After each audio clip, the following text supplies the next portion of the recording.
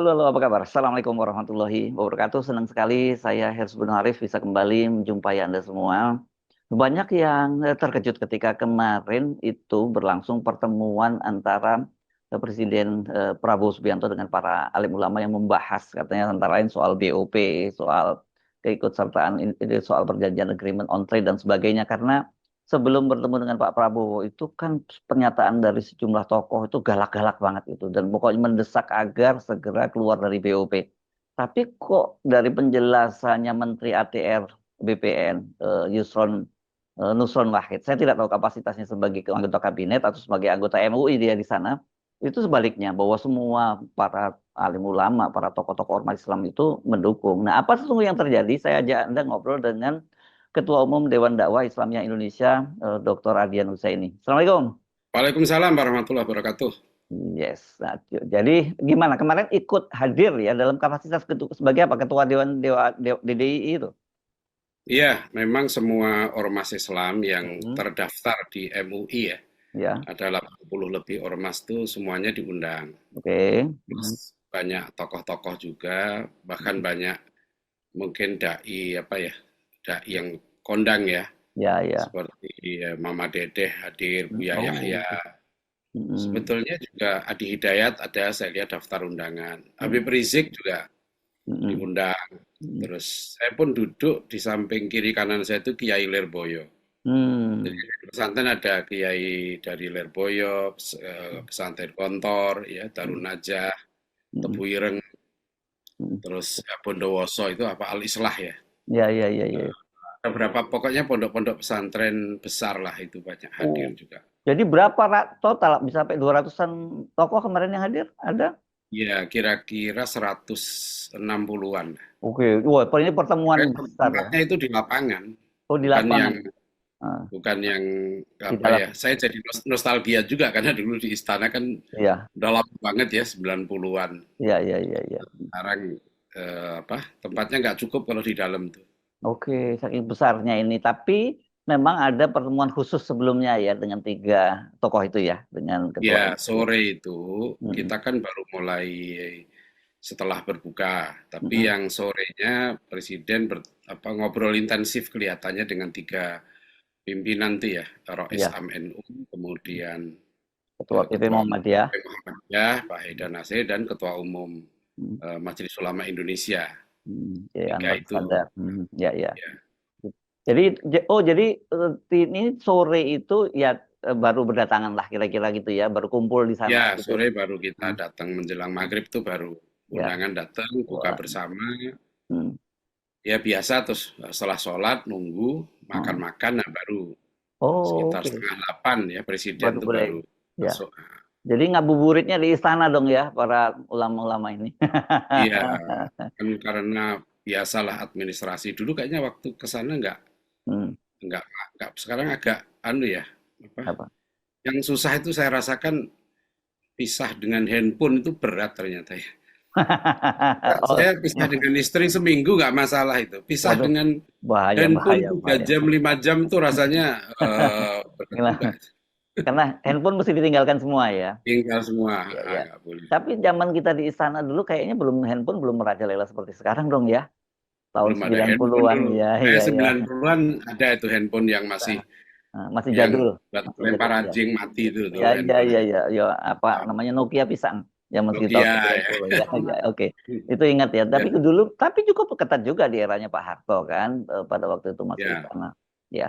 Oke, kita berhenti nostalgianya soal istana. Tapi saya mau tanya ini karena ya, banyak orang yang terkejut ketika kemarin kan secara resmi yang menyampaikan sikap dari pemerintah itu adalah Nusron Wahid. Gitu. Saya tidak tahu kapasitasnya apakah dia sebagai rombongan ini karena dia juga ketua MUI atau dia sebagai pejabat pemerintah dan juga ada sejumlah ulama-ulama yang juga menjelaskan itu. Karena itu tadi kembali seperti saya katakan banyak sekali yang galak kok tiba-tiba kan menurut Nusron semua itu sepakat dan Pak Prabowo juga saya catat ini sebelumnya ketika bertemu dengan Menlu Hasan Wirayuda kan menyatakan akan mengevaluasi, kan gitu ya BOP. Tapi kalau ya. kemarin pernyataan Nusron nggak selesai dan para ulama yang galak-galak itu tiba-tiba balik badan semua ketika setelah bertemu dengan Pak Prabowo. Apa itu, bagaimana sebenarnya pertemuan itu dan apa yang disampaikan oleh Presiden?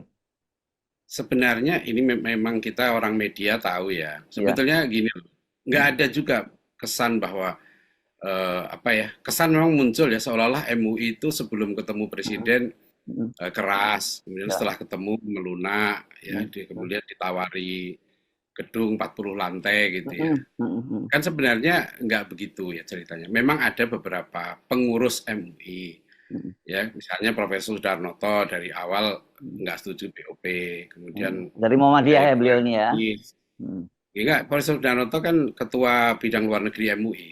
Oh, MUI ya, oke. Kan biasa media itu kalau misalnya Profesor Sudarnoto ngomong kan ditulis MUI. Iya, iya, iya, betul. Ya, kalau Nafis kan begitu. Sebetulnya Mm, resmi MUI belum ada. MUI mm, belum pernah buat pernyataan. mm, Nah, secara resmi ya, ya. baru nanti setelah ketemu presiden itu ada. Nah, Mm, setelah serangan apa itu terhadap Iran ya, itu mm, bikin pernyataan yang mm, kemudian meminta resmi ya. mm, Di situ mm, pernyataannya mm, Indonesia keluar dari BOP. mm. Baru resmi MUI ya di situ. Sebelumnya nggak ada resmi Oke. atas nama lembaga MUI Mm, ya. mm, mm, Karena di dalam MUI juga ada perbedaan pendapat. mm, Misalnya Ustadz Zaitun kan dia pengurus MUI pusat juga mm, ya, tapi apa suaranya di dalam MUI juga ada perbedaan pendapat dan sebetulnya masalah BUP itu dari awal kita itu udah biasa. mm, Saya kan juga sebelum ketemu presiden yang pertama dulu ya, saya mm, udah buat podcast mm. karena saya udah nangani Palestina ini kan udah puluhan tahun. Ya. Kajian saya juga tentang Mm, Palestina juga, tesis saya tentang perundingan Camp mm, David mm, 2. mm, Jadi saya sudah menganalisis memang ini pilihan yang saya sebut realistis tapi sebuah pertaruhan yang besar. mm. Sebetulnya BOP ini nggak menguntungkan menurut saya bagi pemerintah Indonesia dan bagi Prabowo nggak menguntungkan Ya. bagi Mm, Presiden Prabowo ini. mm, mm, Merepotkan, tapi karena memang kesepakatan 8 negara itu ya dan kemudian juga ada Turki sih di situ Palestina. ya, Jadi dan beberapa semua negara itu Islam lah ya. sebetulnya orientasinya, Mm, saya senangnya itu gini ya, semua yang pro kontra BOP itu mm. semuanya belain Palestina. Oke. Nggak ada satupun yang membela Israel itu nggak ada. Ya, oke. Nah, itu yang sebenarnya terjadi. Jadi sebenarnya kemarin pun kita bercanda-canda waktu masuk ke istana itu, Mm, saya bilang awas lo ya, yang nanti duduknya dipisah sebenarnya.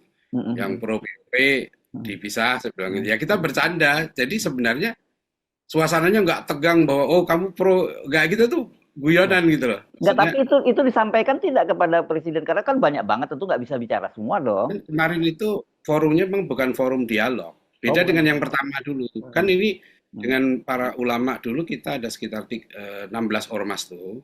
Itu Yang memang tanggal dialog. 3 Februari ya, itu waktu itu ya. Ya, yang waktu itu Mm. ada forum untuk dialog tanya jawab. Tapi kalau kemarin memang nggak ada. Nah, Oh. itu yang presiden itu bicara 3 jam. Bayangkan Hmm. tuh, Hmm. berdiri 3 jam itu. Saya heran jamunya apa ini. Hmm. Ya, saya aja ceramah 1 jam aja udah capek. Hmm. Ya, Ini ya. 3 jam. Saya sampai kiai-kiai itu di kiri kanan ke kiri kanan saya juga bingung. Ah, Ini kuat betul ya presiden itu. ah, ah, hmm. Itu kan kalau kita nggak minta berhenti mungkin sampai sahur tuh. Nah, memang kan kita udah tahu beliau tuh dari dulu lucu Ya, memang. ya, ya, ya. Hmm. Jadi memang forumnya memang penjelasan. Oke, penjelasan. Nah, Nah, cuma kemudian dibuka memang kan akrab dengan para menteri itu.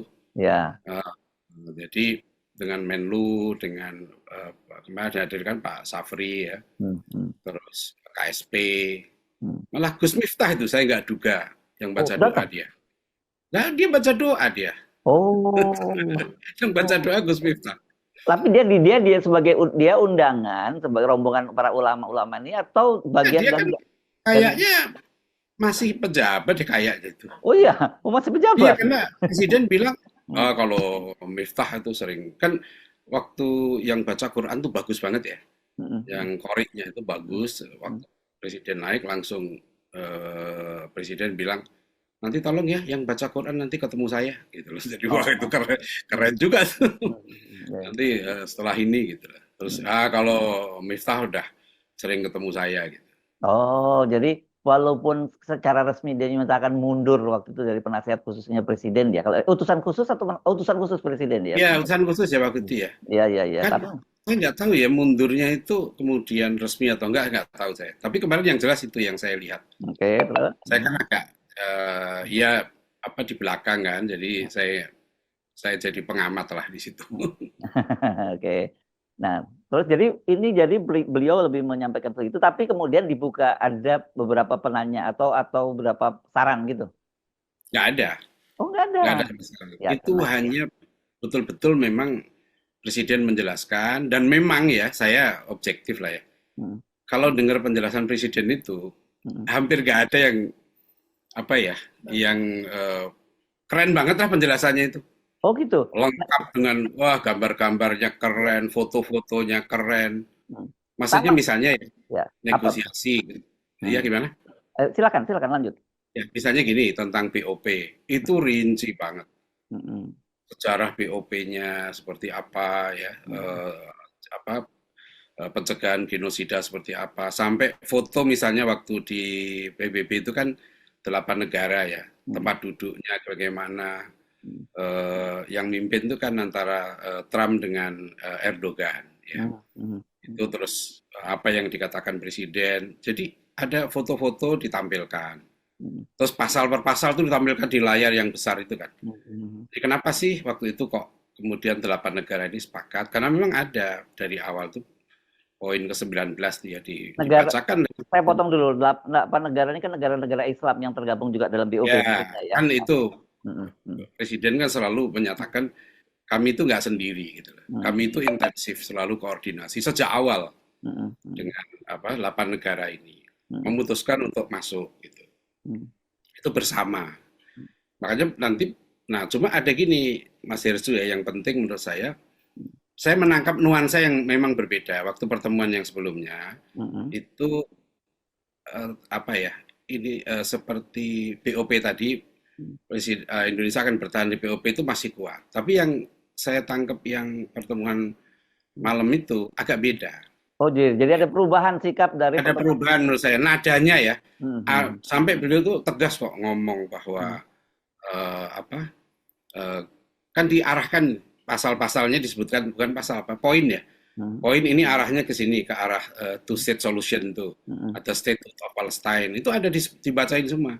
hmm, Nah, kita masuk memang karena ini ada arah ke pembentukan negara Palestina ini. hmm, Nah, kalau misalnya nanti memang ini nggak lagi ada harapan di situ, ya hmm, kita keluar. Malah Presiden bilang ini, saya akan mengajak 7 negara yang lain keluar.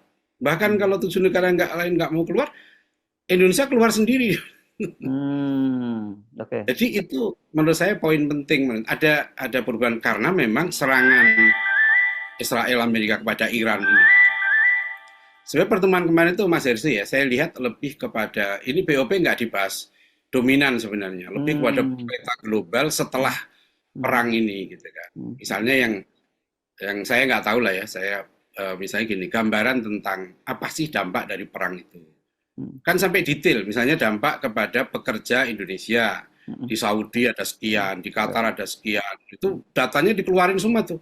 Hmm, hmm, Nah, kalau sampai terjadi perang ini, kita akan kesulitan hmm. mengevakuasi Para warga pekerja. negara kita Hmm, aja berat gitu hmm, ya. Berapa juta itu yang harus hmm, belum dampak ekonominya. hmm, Makanya kan Presiden bilang bahwa itu Pak Jimli saya sudah ngomong ya misalnya soal kenapa saya menawarkan sebagai apa itu juru damai lah gitu ya. Damai. Ya. Dia tahu, dia bilang, "Wong saya tiap malam tuh mencermati kok medsos, saya Hmm, dimaki-maki juga saya dibilang bodoh." hmm, hmm, hmm, Ya, saya baca semua itu. hmm, Untung saya presiden ke-8 kata beliau. hmm, hmm, hmm. Maksudnya Kenapa? udah berumur, ya kan. Jadi Oh, sabar gitu loh. Coba saya presiden yang ke-5. apa nih? Ya, oke, paham. Jadi sekarang ini dia maksudnya Hmm, dia baca semua itu kritik oke. dan Hmm, bahkan dicaci hmm, maki pun hmm, apa ya dia baca tahu gitu ya. hmm, hmm. Oh, Nah, saya kira kemudian mesti declare saya ya. Kalau kritik saya sering, tapi nyaci maki enggak. iya iya itu kan. Saya juga ketemu banyak teman-teman kan yang berbeda pendapat selalu saya Ya. bilang. Hmm, Kalau sahabat Nabi pun kita beda, apalagi dalam politik kan, saya bilang, biasa lah. hmm, Ya, tahun 2019 juga saya dukung Pak Prabowo meskipun saya nggak aktif ya. hmm, Tapi saya kenal baik Pak Hasyim Muzadi mendukung Pak Jokowi. Saya hmm, kan datang juga ke rumah Pak Hasyim Muzadi waktu itu. Saya hmm, tanya, kenapa Pak Hasyim mendukung Pak Jokowi? hmm, Beliau jelaskan. Artinya kita tahulah Hmm. Dalam politik ini ada kalkulasi-kalkulasi yang bisa Hmm. berbeda. Hmm. Nah, Hmm. tapi dalam soal apa tadi itu sebetulnya beliau itu DOP. menjelaskan tentang Hmm.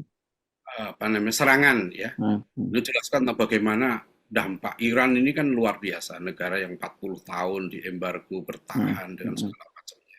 Hmm. Nah, tapi juga ada masalah di Timur Tengah dengan Hmm. geopolitik seperti ini. Nah, di situ beliau jelaskan mau juru damai ya kan. Hmm. Dia bilang memang gini kata Pak Roy, saya itu kan di komando Kopassus. Ya. Kopassus ini kan beda. Gitu. Hmm. Kalau komando ini kita melihat peluang, sekecil apapun peluang itu, Hmm. ya itu dimanfaatkan. Ya Hmm. apa namanya? Beda dengan yang lain. Kadang-kala ya, orang senior saya ngasih tahu kalau Prabowo misalnya di bawah 70% peluangnya jangan Hmm. kerjakan. Hmm. Nah, makanya presiden itu cerita.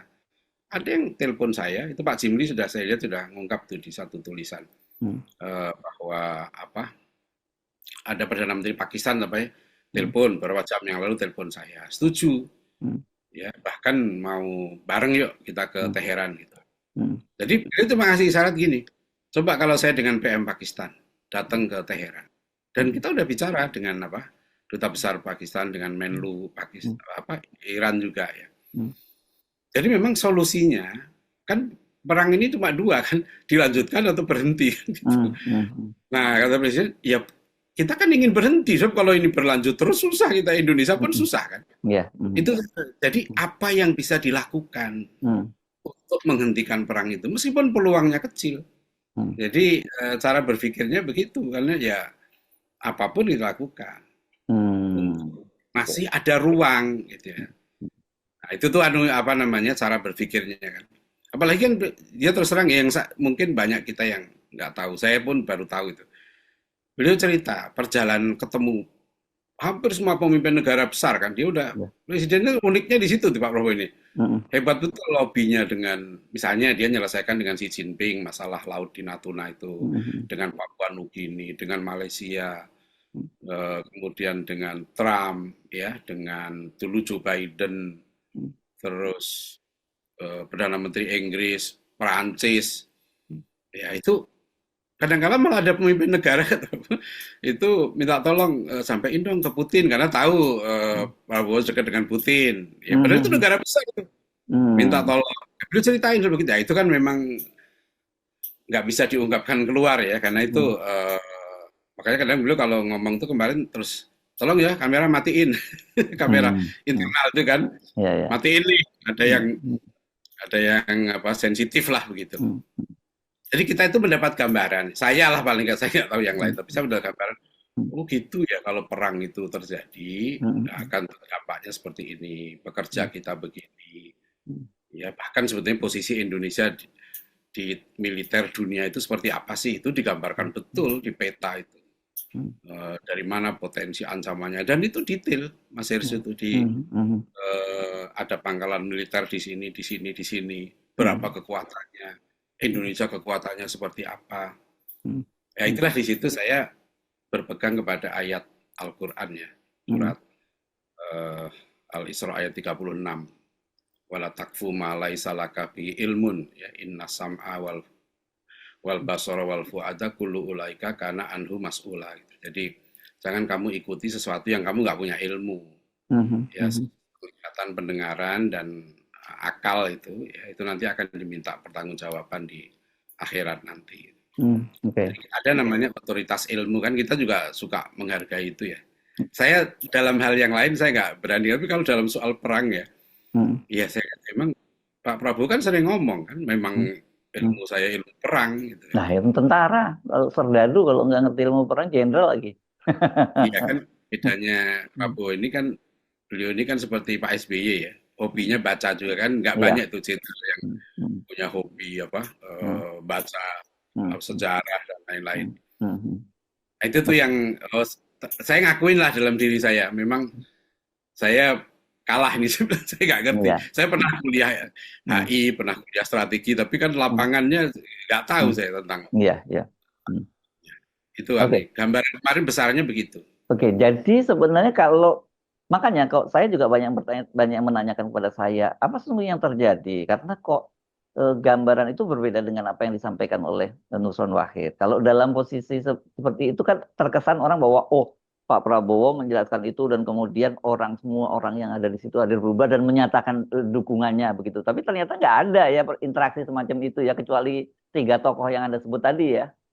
Iya, kan itu istilahnya kita mewakilkan, Ya. bisa mereka mewakili Hmm. kita gitu ya. Hmm. Sama di beberapa tempat juga begitu kan, nggak semua ngomong juga kan. Memang Ya. kadang-kadang kita sepakat, Hmm. suruh bicara kita tunjuk. Hmm. Tapi Ya. tapi gini ya, memang kalau saya fair ya, Hmm. kan saya ketemu semua lah ya presiden itu dari Hmm. zaman Pak Harto segala macam. Memang Hmm.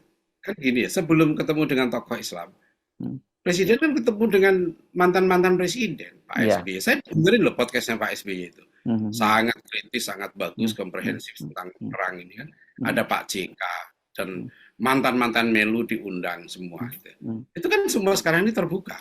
Hmm. Saya dengerin wawancaranya Hasan Wirayuda dengan Kompas ya. Hmm. Itu juga saya lihat Pak Hasan Wirayuda nggak menolak apa yang disampaikan. Sampai dulu kan soal begitu juga. Artinya keberanian presiden gitu ya untuk apa itu ya berdialog dengan semua kalangan itu sebetulnya saya lihat terbuka kok ininya. Dan zaman sekarang nggak mungkin lah pemimpin nggak seperti itu.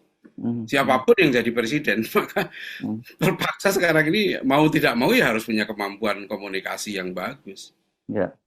Itulah yang kita udah usul tuh Mas Hersud dulu pun usul mohon Pak Presiden menjelaskan langsung kepada masyarakat gitu. Karena memang tentu ini harus dilanjutkan kan harusnya oleh para menteri ya untuk menyampaikan poin-poin penting isinya itu kepada masyarakat.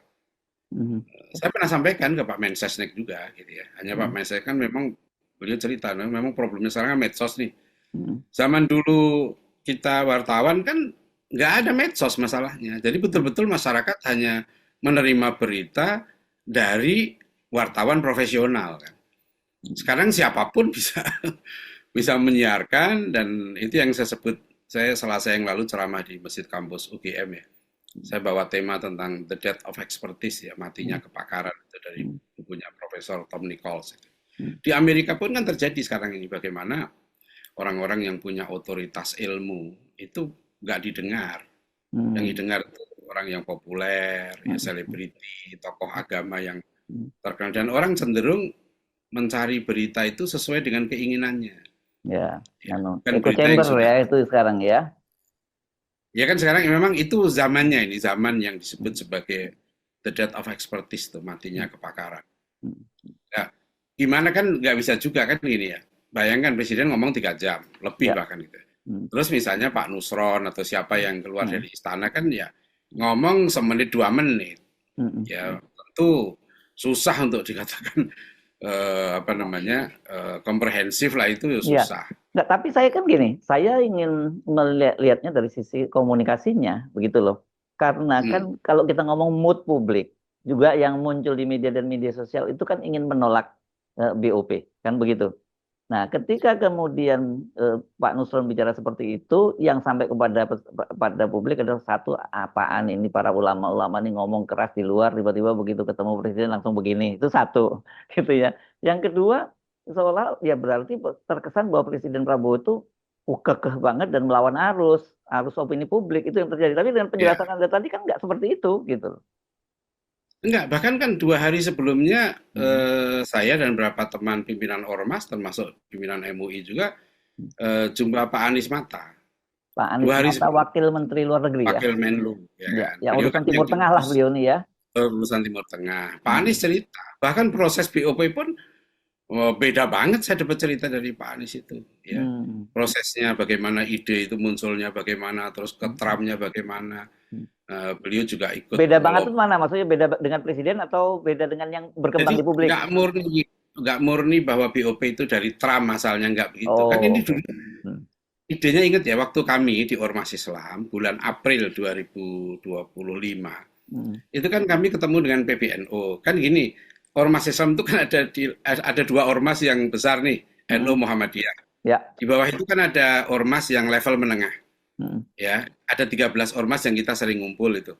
Itu Dewan Dakwah, Hidayatullah, Persis, Al-Irsyad, mm, Matla'ul Anwar, Al-Wasliyah, ya. mm, Sekarang masuk IJMI juga di situ. mm, Nah, mm, kita masuk di ormas menengah ini. mm, mm, Nah, waktu itu kita datang ke NU kan mm, untuk bagaimana nih kita menghentikan genosida.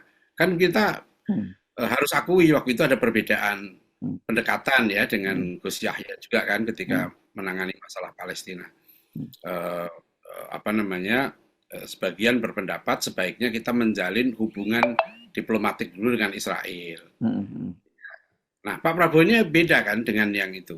Nah, dulu saya termasuk menolak.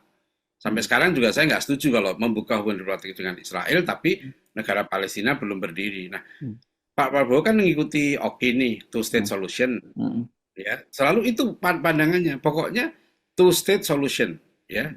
Dua negara ini harus dijamin, gitu kan, Palestina dan Israel. mm, Nah, jadi nah ini kan masalahnya beredar duluan potongan mm. video yang apa Pak Prabowo bilang keamanan Israel harus dijamin itu. Yes. Ya, itu Ah, beredar luas. Saya pun beberapa ustadz saya bilang, mm, kita tuh harus adil. Gitu. mm, Silahkan kritik ide presiden, dan itu wajib mengkritik presiden, itu wajib. Gitu. mm, Kalau beliau keliru, wajib kita ingatkan. Tetapi jangan zolim. Gitu. mm, Jangan videonya dipotong, karena mm, mm, itu ada prasyarat. Kan itu diucapkan di PBB itu bahwa mm, kami akan mengakui Israel kalau mm, Israel sudah mengakui negara Palestina mm, merdeka berdaulat. Itu syarat itu penting karena pikiran presiden itu berbeda dengan yang sebelumnya, ide untuk membuka hubungan diplomatik dengan Israel dulu. Kan oh, seperti beberapa negara, kita ini kan dari zaman Pak Harto dulu, Simon Peres saja dulu udah datang ke Cendana kok tahun mm, 94. mm, Jadi dulu kita ditekan membuka hubungan diplomatik kan, kayak mm, Israel, mm, apa maaf kayak Uni Emirat Arab, mm, Mesir, ya mm, Turki, kan sudah buka hubungan dulu dengan Israel. ya, Indonesia kan nggak mau dari dulu. mm, mm, Nah sekarang Pak Prabowo berani. mm, Nah memang ada kemudian sebagian apa ya tokoh-tokoh juga kalangan Islam yang menolak mm, two state solution itu karena dianggap mengakui penjajahan. ya, Tapi Hamas sendiri sebetulnya sudah berubah. 2017 kan Hamas menerima negara Palestina mm, merdeka dengan perbatasan tahun 67. mm, Ada pergeseran nih Hamas juga. Dulu Hamas kan nggak mengakui mm, Israel, ya, ya, tapi realitasnya kemudian mm, bergeser ya mm, 2017. ya, Nah itu sebenarnya ya, nuansanya itu maksudnya gini, kalau kita hadir ya waktu itu ya, mm, dengerin Pak Prabowo ngomong gitu ya dengan mm, mm, macam-macam itu ya para ulama tentu susah untuk bantah terus terang gitu.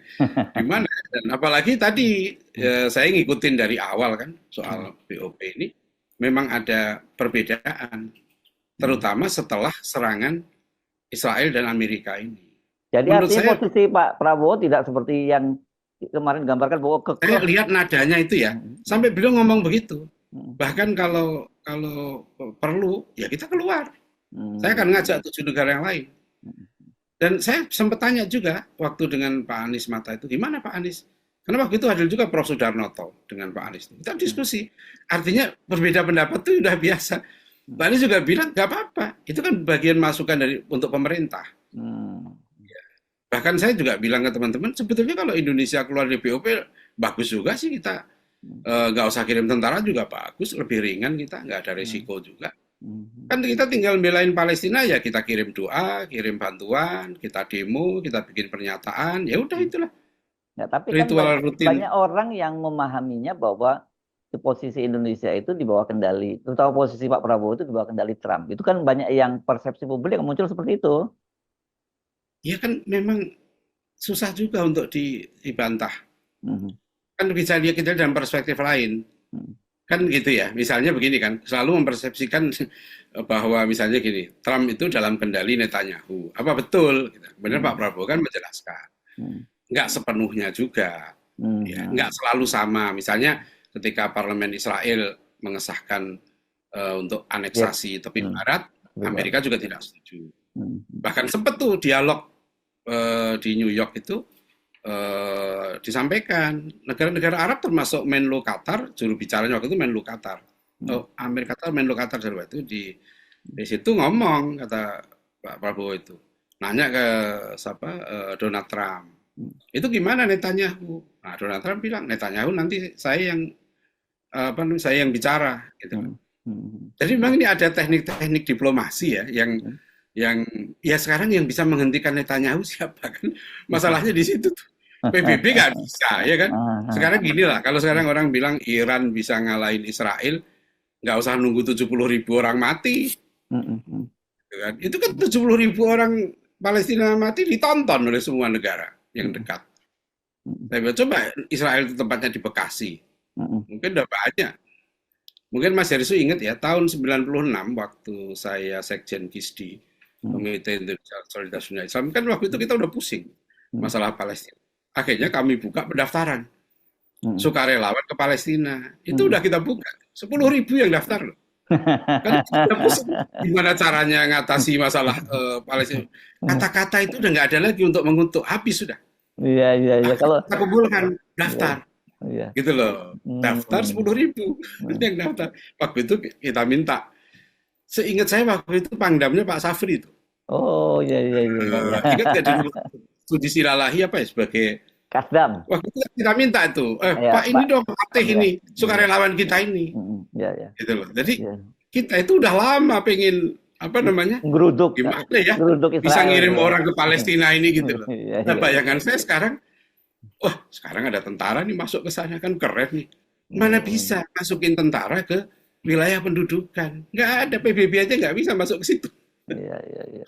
Oke. Jadi saya bilang nggak usah usah. Jadi ini ya cara berpikir saya kan nggak ngobrol khusus nih dengan Pak Safri atau Pak Prabowo.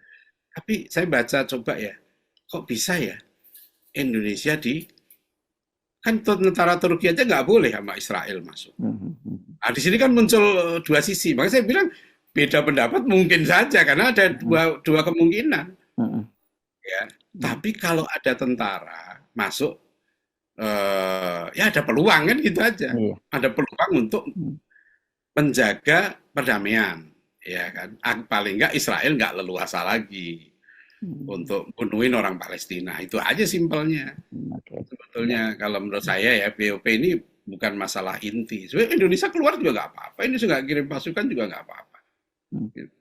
Yes.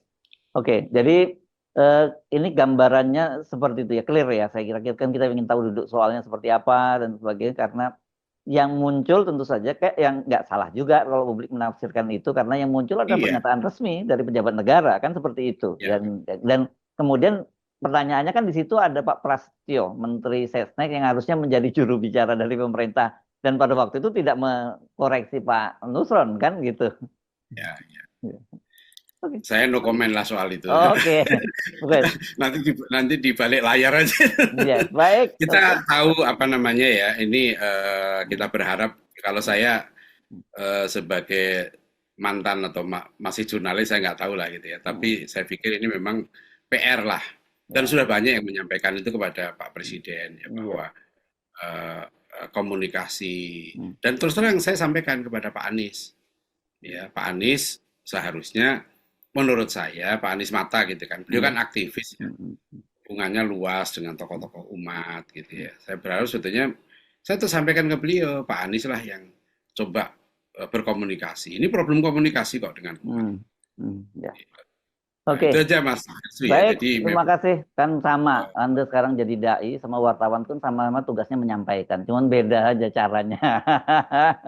Ya, yakin? ya. Dr. Radian Husaini, Ketua Umum Dewan Dakwah Islamiyah Indonesia. Terima kasih. Assalamualaikum warahmatullahi wabarakatuh. Waalaikumsalam warahmatullahi wabarakatuh.